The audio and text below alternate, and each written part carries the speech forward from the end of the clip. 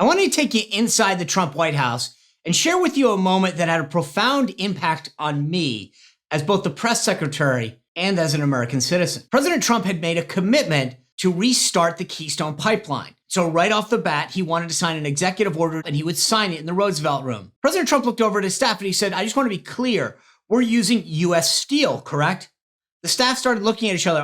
What do you mean, Mr. President? He said, well, I'm not going to do this if we're not using U.S. steel, if we're not helping the most number of American workers possible. The staff looked at each other, told him, well, why don't we sign this and we can go back and do this? Trump looked back at them and said, no, if we're going to do it, we're going to do it right the first time. I don't care if we have to keep some people waiting. I want this redrafted. We're not going to do something that's going to use somebody else's steel. The staff scuttled back to their offices, spent some time rewriting it, and came back down and said, okay, Mr. President, we're ready again. Well, the event was delayed a bit, but the American worker ultimately benefited. The president knew from day one that his time was limited as president, and he was going to get as much done as possible.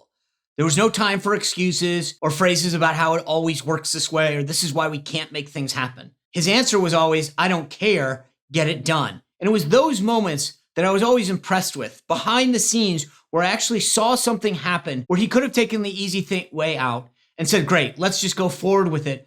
But no, let's actually do something and use this moment to make sure it happens, as opposed to making sure that we try to get it right the second time. One of the unique privileges of being the press secretary was being in the room when big decisions happened.